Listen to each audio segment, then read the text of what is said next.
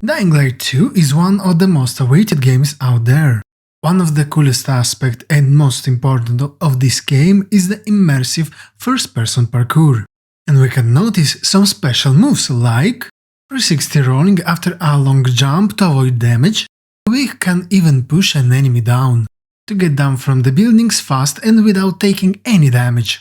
We even will be equipped with a parachute to use in order to get down from the higher buildings. The building themselves has a really good layouts that allow you to avoid walking in dangerous streets. You can use them to find new ways to escape the enemies, in particular during the night. Suspended bridges that connects between several buildings. Some of them will allow us even to reach higher places thanks to their motion. There are even billboards that we can wall around on them to reach the most secret places of the city. Sometimes can be found also cranes with suspended bars and cargo to navigate between the building's roofs. In some cases you can find small trampolines to bounce further. We will also be able to slide between tons of obstacles. That can be even done if the hole is higher than the terrain thanks to some bars. You will have a grappling hook that you can use not only for fighting but also to explore easier specific locations. Some of the enemies can be used as a boost to reach higher locations, or be pushed in order to remove obstacles. While exploring, there are tons of ways to avoid fighting. One of them is use tiny cracks in the walls to avoid using the doors. Wall running also will help in this. And in some cases we can even use tiny pipes to get to other buildings. In some locations there are also some ropes you can use to reach hidden locations. But be careful because the environment you will use for parkour can break, forcing you to improvise even when you feel safe. This means you can destroy the building floors falling down into the lower floors, where if you are unlucky you can find tons of zombies waiting for the night to begin. And while escaping locations like this, you will find some garage doors you can close behind you by sliding below them.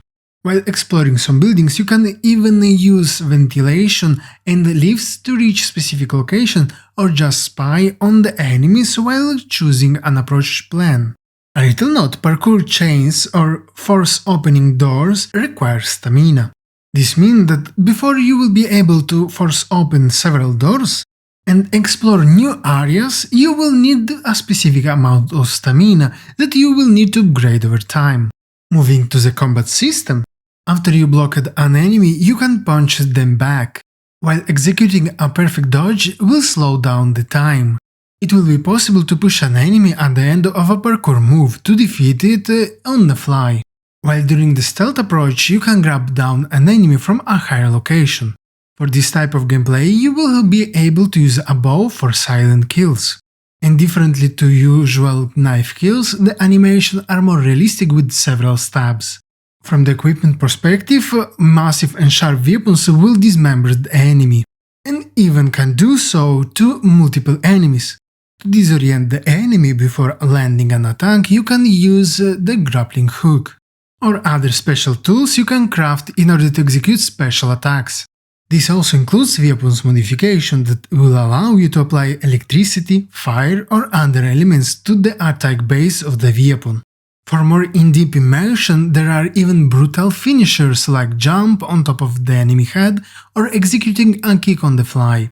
Speaking about environment advantages, you can modify the city by helping specific factions that will provide the street with special traps and crane counterweight to reach the roofs as quickly as possible. While exploring, we won't encounter only a lot of zombie enemies but also bandits. In some special occasions, there will be some boss fights that will require you to learn their movements and find a tactic on the fly to defeat them. For the night exploration, compared to the previous title, the night won't only boost your experience, but also give you the opportunity to explore the zombie nests. This means that if you were able to avoid the danger and reach a nest, you will find them nearly empty during the night, allowing you to find the rewards that otherwise you cannot find during your day exploration. But to get there in the first place, you need to avoid the standard enemies that walk the streets. But they aren't the main challenge during the night. The problem are the enemies you usually don't encounter during the day, like fast virals that you can only slow down with the UV light. And while they recover, you have to find a parkour way to escape them.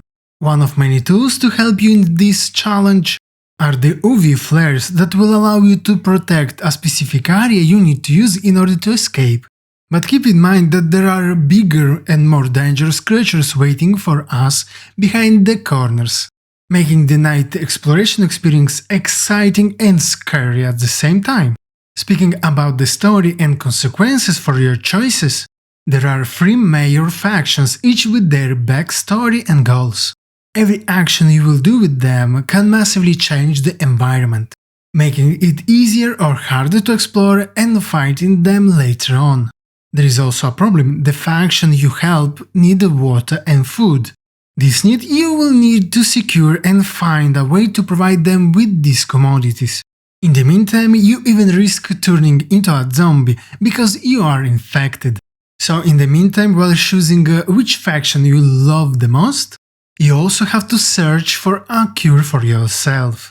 Says all of this type of review is meant to showcase what to expect from a game, not to judge it. Judgment is something more individual because everyone has its own taste and preferences. So you have to decide yourself if you like what you saw in this analysis, and decide if you like to experience more by playing it by yourself. In case you like this type of games and are excited like me to play it, you can already pre-order the game, and you can leave a comment if you will do. If it won't be delayed, the release date is fixed on the 7th of December of this year.